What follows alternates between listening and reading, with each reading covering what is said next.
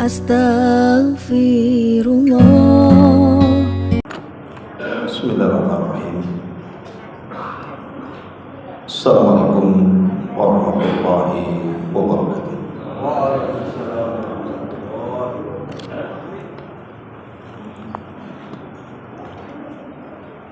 Alhamdulillah, salatu wassalamu ala rasulillah wa ala alihi wa sahbihi wa mawala wa la hawla wa la quwwata illa billahi wa ba'd. Alhamdulillah, segala puji dan puji hanya milik Allah subhanahu wa ta'ala. Salawat dan juga salam kita hadiahkan kepada Rasul kita Nabi besar Muhammad sallallahu alaihi wasallam. Kita lanjutkan kembali kajian kita, masih membahas tafsir singkat dari surah Al-Baqarah, dan kita masuk pada ayat ke-164. A'udzubillahi minasyaitonir rajim. Bismillahirrahmanirrahim. Inna fi khalqis samawati wal ardi wa ikhtilafil laili wan nahari wal fulki allati tajri fil bahri bima yanfa'un nas wa ma anzalallahu minas sama'i min ma'in fa ahya bihil arda ba'da mautiha wa batha fiha min kulli dabbatin wa tasrifir riyahi was sahabil musakhkhari bainas sama'i wal ardh la ayatin liqaumi yaqilun. Wa minan nasi may yattakhidhu min dunillahi andadan yuhibbunahum ka hubbillah walladzina amanu ashaddu hubban lillah walau yara alladhina zalamu id yarawna al-'adzaba anna al-quwwata lillahi jami'a wa anna allaha syadidul 'iqab wa anna allaha syadidul 'adzab. Sesungguhnya pada penciptaan langit-langit dan juga bumi adanya pergantian malam dan siang, serta perahu yang berjalan di lautan dengan apa yang bermanfaat bagi manusia dan apa yang Allah turunkan dari langit berupa air, maka Allah hidupkan dengan air itu bumi setelah kematiannya, dan kami ciptakan berbagai macam binatang, dan kami tundukkan angin dan juga awan di antara langit dan bumi. Sungguh itu semua adalah sebagai tanda-tanda kuasa Allah bagi orang-orang yang memiliki akal.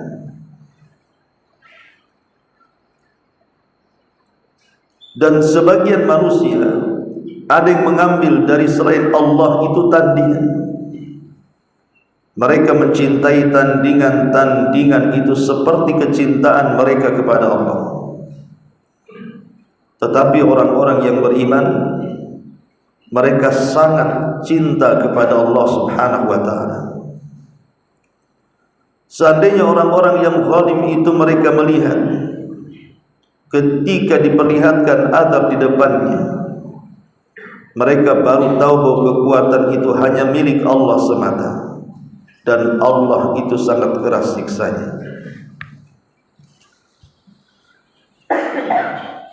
Ma'asyiral muslimin wal muslimat rahimani wa rahimakumullah. Ayat ini ingin menjelaskan kepada kita tentang satu ibadah yang sangat mulia sekali. Ibadah itu disebut at-tafakkur, ibadah fikir. Di sana ada dua ibadah yang mulia. Pertama zikir, yang kedua fikir. Karena dalam surah Al-Imran ayat yang sama yang menceritakan tentang tanda-tanda kuasa Allah Subhanahu wa taala, Allah gabungkan dua ibadah ini. Setelah Allah menceritakan tentang penciptaan langit dan bumi dan segala kekuasaannya, kemudian Allah mengatakan alladzina yadhkurunallaha qiyaman wa qu'udan, dan orang-orang yang mereka berzikir kepada Allah dalam kondisi berdiri ataupun duduk. Dan orang yang bisa menggabungkan dua ibadah mulia ini, pertama zikir dengan lisannya, kemudian berfikir dengan otaknya, maka dia akan menambah keimanannya. Di sini Allah Subhanahu wa taala mengatakan inna fi khalqis samawati wal ardh, sesungguhnya pada penciptaan langit-langit dan juga bumi. Di sini Allah Subhanahu wa taala menyebut langit dengan sebutan jamak. Ya, karena langit itu bukan satu lapis saja, tapi langit itu memiliki 7 lapis. Dan semua lapisan-lapisan langit ini pernah dilalui Nabi dalam peristiwa besar dalam sejarah yang disebut dengan peristiwa Mi'raj. Bagaimana Nabi SAW menembus langit. Di langit pertama berjumpa dengan Adam alaihissalam. Kemudian di langit kedua berjumpa dengan Isa dan Yahya alaihissalam. Kemudian di langit ketiga berjumpa dengan Nabi Allah Yusuf. Kemudian di langit keempat berjumpa dengan Idris. Kemudian naik ke langit kelima berjumpa dengan Harun. Kemudian naik lagi ke langit ke-6 berjumpa dengan Musa alaihissalam. Dan di lapisan langit terakhir, langit ke-7 berjumpa dengan Ibrahim alaihissalam. Bahkan naik lagi sampai ke Sidratil Muntaha. Artinya Nabi SAW pernah menembus langit-langit itu. Makanya Allah menyebut dengan kata jamak. Apakah kita juga akan menembus langit-langit itu? Ya, kalau seandainya kita ini seorang yang beriman. Saat kematiannya, ruhnya orang yang beriman akan menembus lapisan-lapisan langit itu. Sebagaimana hadis Bara ibn Azib yang panjang, di mana ruhnya seorang mukmin ketika di dalam kain kafan dari sorga dengan bau yang sangat harum akan dibawa oleh malaikat sampai ke lapisan-lapisan langit itu, sampai menembus langit ke-7, kemudian diperjumpakan dengan Allah Subhanahu wa taala. Baru Allah katakan, kembalikan ruhnya ke dalam jasadnya, tapi angkatlah catatannya, letakkan di Iliyin, tempat yang paling tinggi di sorga. Dan langit sendiri berbentuk bangunan, banyak makhluk di dalamnya. Karena langit adalah sukanul malaikah, tempat tinggalnya para malaikat. Tidak ada, kata Nabi SAW, 4 jengkal dari atau 4 jari dari jari-jari kita kecuali ada malaikat yang berdiri bertasbih, ruku bertasbih, dan sujud sampai kiamat dibangkitkan. Saking banyaknya jumlah malaikat yang ada di langit-langit itu. Kemudian wal ardi, dan juga bumi. Bumi juga sama, banyak lapisannya. Apakah setiap lapisan sama dengan langit? Ada makhluk yang berada di situ? Wallahu a'lam. Bisa saja ada, bisa saja tidak. Kita tidak tahu, karena satu jengkal di bawah kaki kita saja kita tidak tahu apa isinya. Tapi yang jelas, kalaupun ada makhluk di bawah lapisan-lapisan selain kita manusia dan jin, tentu Allah Subhanahu wa taala sudah memberikan rezekinya kepada mereka. Tetapi bumi ini salah satu tanda kuasa Allah Subhanahu wa taala yang nampak di mata kita.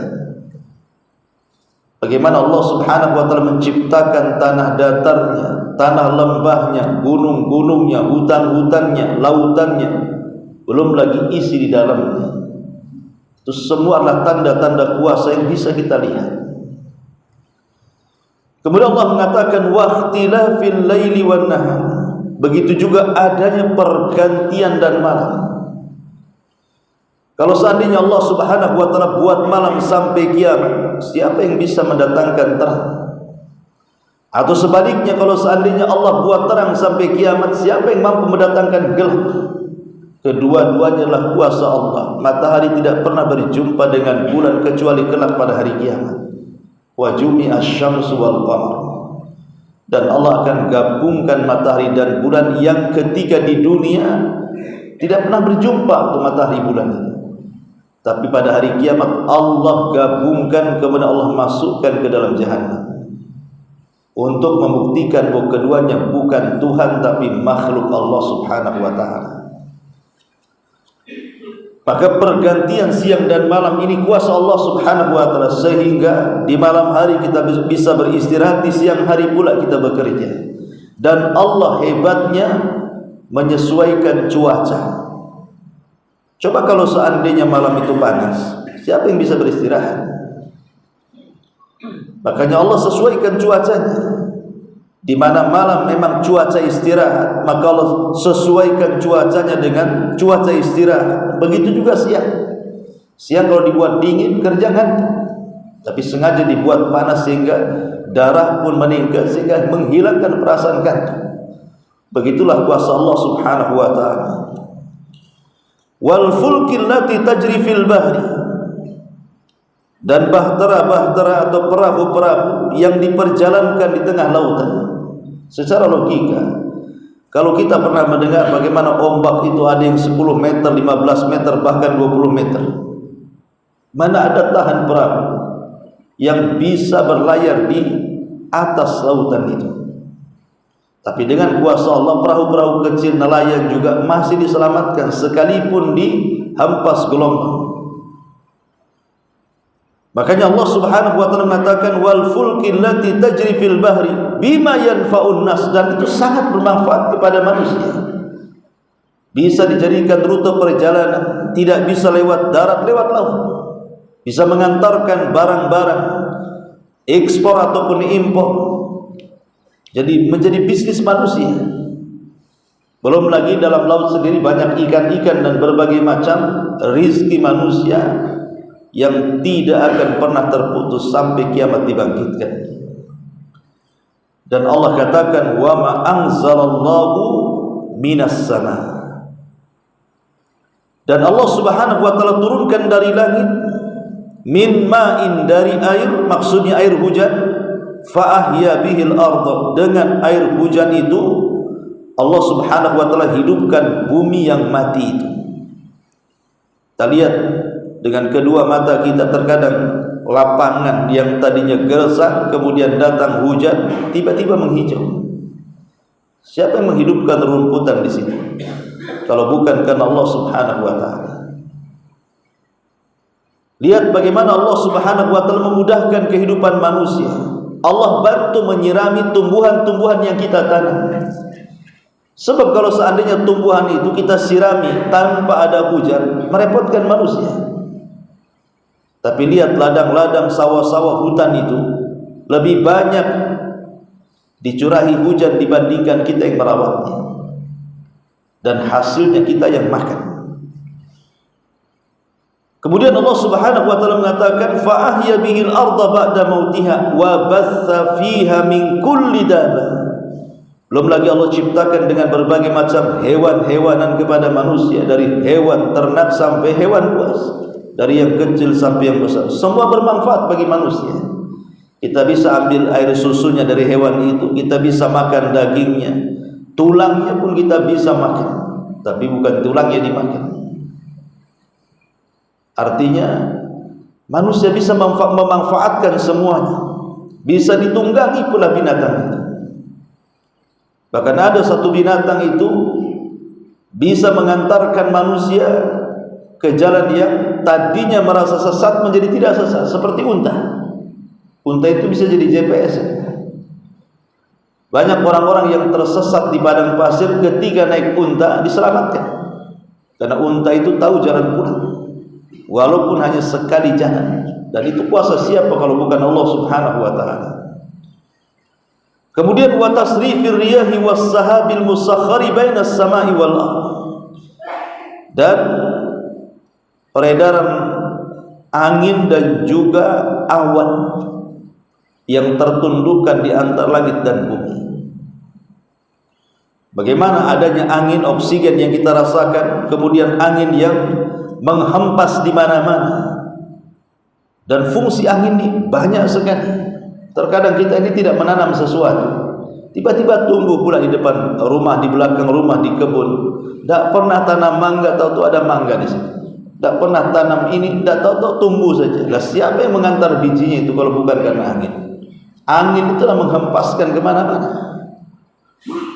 Kemudian juga adanya awan yang sangat bermanfaat untuk hujan. Kalau bukan karena Allah, kemudian awan tidak pernah ada hujan. Tapi Allah buat awan itu untuk memproduksi hujan, akhirnya kita bisa merasakan manfaatnya. Makanya Allah Subhanahu wa taala tutup ayatnya, la ayatin liqaumi yaqilun. Itu semua tanda-tanda kuasa Allah bagi orang yang mau berfikir. Dari sinilah kalimat la ayatin liqaumi yaqilun. Ada isyarat tentang kita disuruh menggunakan akal-akal kita untuk tafakkur melihat alam semesta ini. Atha bin Abi Rabah radhiyallahu rahimahullahu taala pernah menceritakan bahwa dia bertanya kepada ummul mukminin Aisyah radhiyallahu anha tentang peristiwa yang paling menakjubkan yang dirasakan Aisyah bersama Nabi.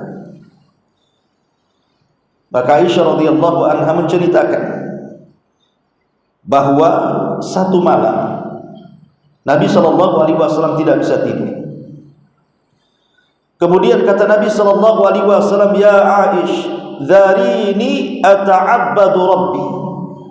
Wahai Aisyah,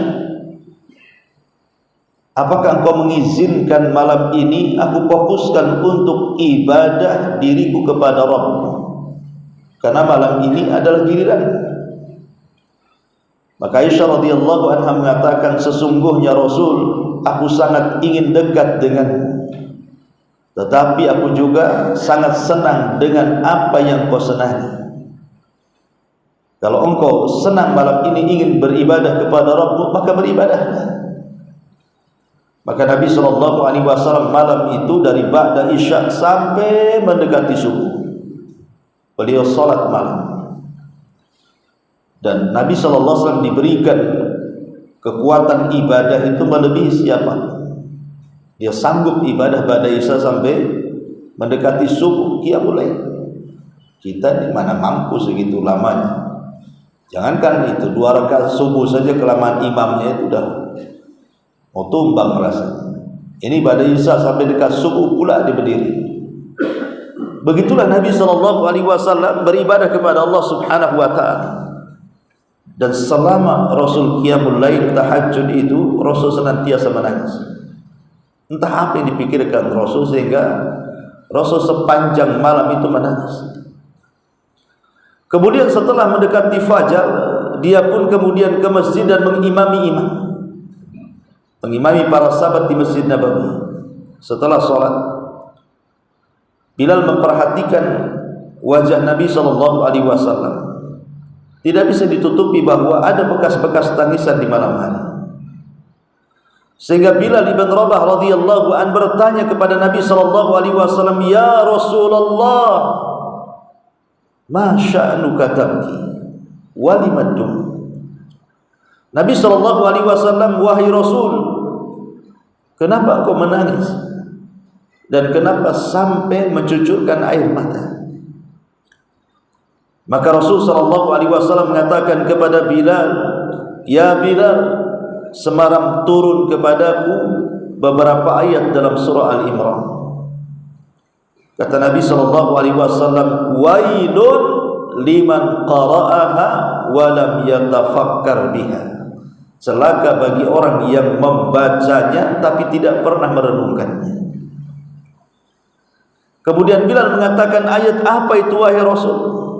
Maka Nabi SAW mengatakan, inna fi khalqis samawati wal ard wa ikhtilafil laili wan nahar la ayatin li ulil albab alladzina yadhkuruna Allaha qiyaman wa qu'udan wa ala junubihim wa yatafakkaruna fi khalqis samawati wal ard rabbana ma khalaqta hadza batilan rabbana faqina adzabannar.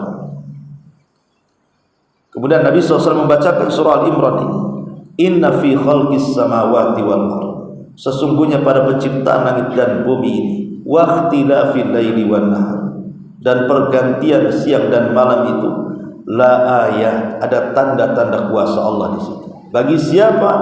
Liulil albab, bagi orang-orang yang memiliki pikiran di situ.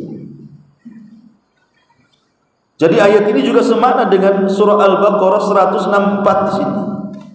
Bicara soal tanda-tanda kuasa Allah Subhanahu wa taala.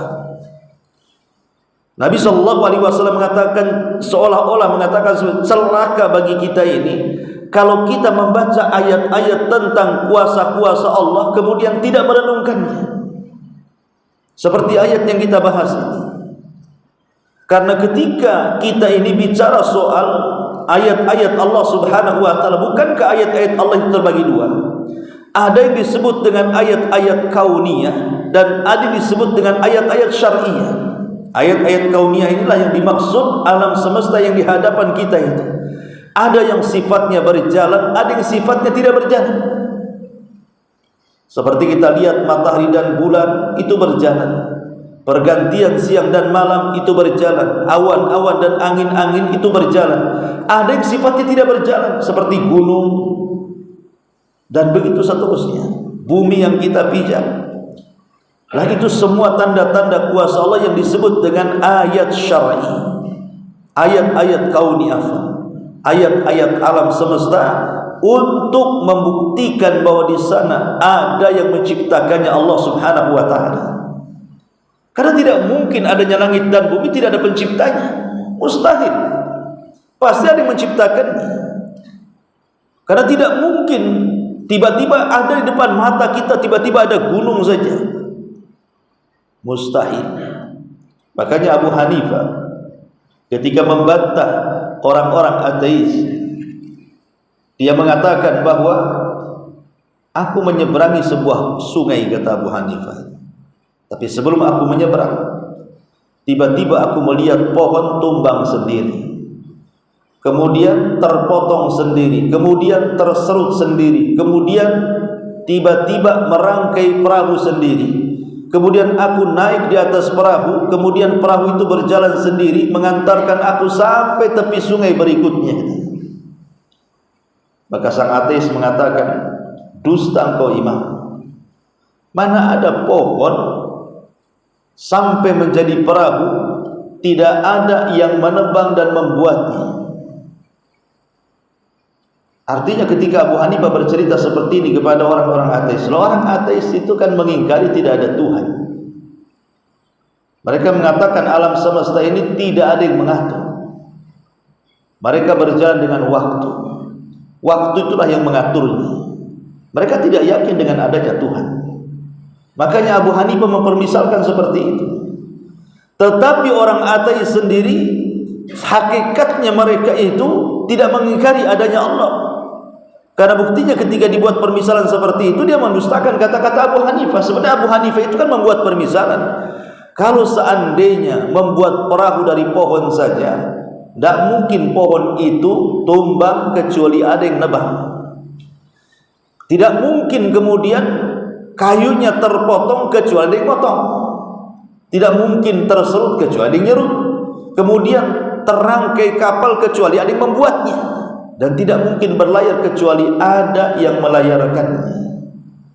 Lah kalau pohon, satu pohon makhluk dari makhluk-makhluk Allah saja, ada yang membuatnya sampai jadi perahu, macam mana alam semesta yang besar kok tidak ada yang membuat? Ini gimana ceritanya? Adanya langit, adanya bumi, adanya siang, adanya malam, masa nggak ada penciptanya? Nah, itu ada penciptanya di situ. Jadi dengan kita melihat makhluk-makhluk di hadapan kita itu semakin bertambahlah keimanan kita. Karena Allah Subhanahu wa taala mengatakan, "Wa laqad dzara'na li jahannama katsiran minal insi wal jin lahum qulubun la yafqahuna biha." Kemudian Allah akhiri ayatnya, "Ulaika kal an'am." Dan kami sudah siapkan tuh bagi jahanam itu kebanyakan dari jin dan manusia yang punya hati tapi tidak mau merenung, yang punya mata tidak melihat, yang punya telinga tidak mau mendengar, maka mereka itu seperti binatang ternak. Lihat, orang yang tidak pernah tafakur Allah samakan dengan binatang ternak. Ya, karena binatang itu tidak pernah tafakur.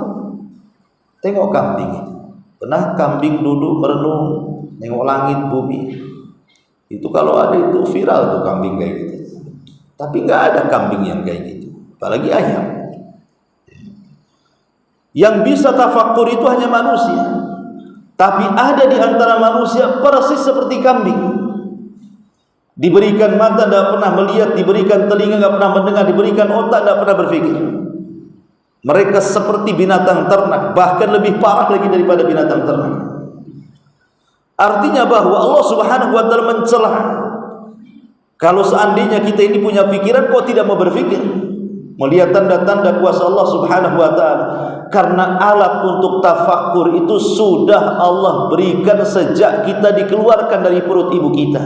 Allahu akhrajakum min butuni ummahatikum la ta'lamuna syai'ah, kata Allah. Wa ja'ala lakumus sam'a wal absara wal afidah. Dulu ketika kita dikeluarkan dari perut ibu kita itu, kita tidak mengetahui sesuatu. Tapi dengan itu Allah berikan penglihatan, pendengaran dan hati. Itu kan alat-alat tafakur itu. Dengan melihat kita makin bertambah iman, dengan mendengar juga sama, dengan memikirkan juga sama. Artinya alat-alat tafakur itu Allah kasih. Loh, kenapa kemudian tidak dipakai? Makanya Allah mengatakan, kalau kalian punya alat untuk tafakur kemudian tidak dipakai, lalu apa ubahnya kalian dengan binatang?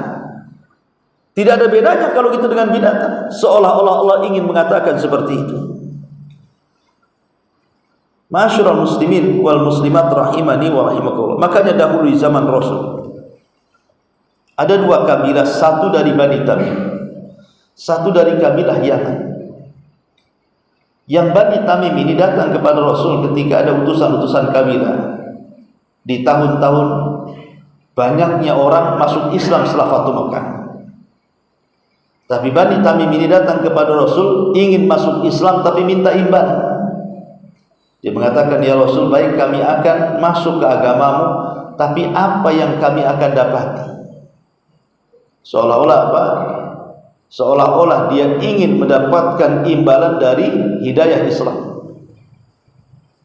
Karena Nabi SAW tidak mereken Bani Tamim. Ya gimana contoh umpamanya antum ingin masuk Islam, mu'alaf, Ustaz saya ingin bersyahadat di depan Ustaz, tapi habis itu berikan saya mobil Fortuner ya. Mana ada kayak gini. Makanya Rasul tidak mereken Bani Tamim. Setelah kemudian Bani Tamim didiamkan oleh Nabi SAW, masuklah kemudian penduduk Yaman. Ada kabilah dari Yaman masuk. Dan dia mengatakan, "Ya Rasul, aku ingin masuk Islam. Dan kami tidak menginginkan imbalan sedikit pun. Tapi kedatangan kami kepadamu ya Rasulullah hanya ingin belajar." Kemudian kata Nabi SAW, "Apa yang kalian kehendaki?"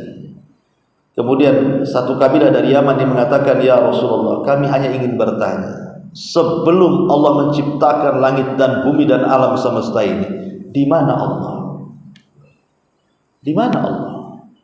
Sebelum ada langit, sebelum ada bumi, sebelum ada apa-apa, di mana Allah?" katanya. "Aina Allah qabla khalaqas samawati wal ardh?" Qabla an yakhluqas samawati wal ardh. Di mana Allah sebelum Allah menciptakan langit dan bumi? Maka Nabi SAW mengatakan, "Kana Allahu fil ama."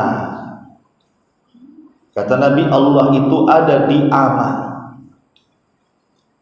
Ama itu diambil dari kalimat a'ma, buta. Kalau antum memejamkan mata, tidak bisa dilihat apapun di sekitar kita. Maknanya Allah itu bersendirian dan tidak ada yang bersama Allah siapapun. Allah bersendirian dan tidak ada bersama Allah siapapun. Itulah ana. Baru Allah menciptakan arasy-Nya, kolamnya, airnya, dan begitu seterusnya. Artinya bahwa Nabi SAW mendapatkan pertanyaan seperti itu kan sebagai bahan renungan.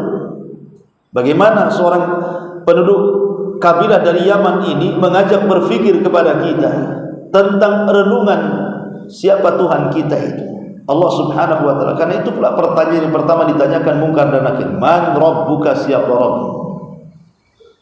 Tapi bukan berarti kemudian kita disuruh untuk berfikir tentang zat Allah, tidak. Kita dilarang tidak boleh berfikir tentang zat Allah. Tetapi yang harus kita fikirkan itu adalah makhluk yang Allah ciptakan. Kata Imam Syafi'i, tafakkaru fi ala ilahi wa la tatafakkaru fi dzatillah. Berfikirlah soal makhluk yang Allah ciptakan, jangan pernah sekali-kali berfikir soal zat Allah yang telah menciptakan kita. Sebab kalau seandainya kita berfikir tentang zat Allah Subhanahu wa taala, tidak akan sampai kepada Allah. Kalau yang dipikirkan zatnya, yang ada setan masuk ke otak kita, jangan-jangan Allah itu seperti binatang, jangan-jangan Allah itu berupa batu, jangan-jangan Allah itu berupa pohon. Sesat akhirnya kita, karena akan menyamakan Allah dengan makhluknya. Maka jangan berfikir soal zat Allah. Sebagaimana Rasul mengatakan, setan akan datang kepada kita, kemudian akan memberikan pertanyaan sebagai was-was, dimulai daripada siapa yang menciptakan langit dan bumi, siapa yang menciptakan gunung, siapa yang menciptakan lautan, sampai terakhir pertanyaannya, lalu siapa yang menciptakan Allah. Kalau sudah taraf sampai kepikiran siapa yang menciptakan Allah, maka kata Rasul, berta'awudlah, a'udzubillahi minasyaitonir rajim. Ini merusak ini. Karena setan itu akan berusaha merusak akidah kita dengan berikan was-was seperti itu. Makanya jangan pernah berfikir tentang zat Allah. Berfikirlah tentang kuasa Allah, makhluk-makhluknya. Karena kalau kita memikirkan makhluk-makhluknya, kita akan sampai kepada Allah. Tapi kalau kita berfikir tentang zatnya, selamanya tidak mungkin sampai kita kepada Allah. Maka berfikirlah alam semesta ini. Coba kita renungkan. Sekali-kalilah seorang yang beriman itu, ya terkadang dia terlalaikan dengan merenungkan alam semesta, tapi sekali-kali jangan pernah tinggalkan. Makanya kan ada syariat-syariat ketika kita ini sedang berjalan mengelilingi negeri kita ini. Kadang ada jalan yang menanjak, ada bacaannya. Jalan yang menurun, ada bacaannya. Supaya kita diingatkan dengan kuasa Allah. Kita disuruh takbir, disuruh tasbih. Ketika kita melihat yang memukau kita, ada bacaannya. Ketika ada yang kabar yang menakutkan, ada bacaannya. Semua ada bacaannya, supaya kita diingatkan dengan kuasa Allah Subhanahu wa taala. Makanya Allah Subhanahu wa taala kemudian tutup di sini, wa minan nasi may yattakhidhu min dunillahi andadan yuhibbunahum ka hubbillah walladzina amanu asyaddu hubban lillah.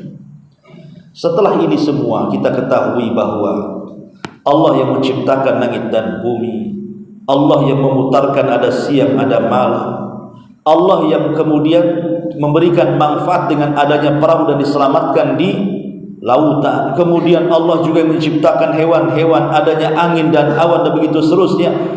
Kok ada sebagian manusia yang mereka mengambil selain daripada Allah tandingan? Akalnya di mana?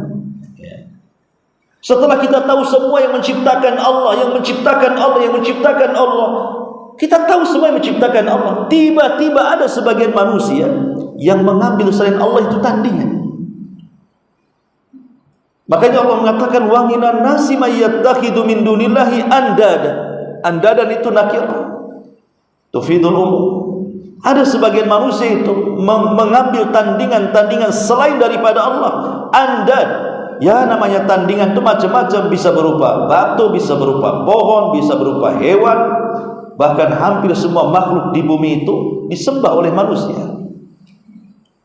Sekalipun mereka itu menjadikan selain daripada Allah tandingan, tetap tidak mungkin seimbang dengan Allah, tetap tidak mungkin sama dengan Allah, tetap tidak mungkin mengalahkan Allah.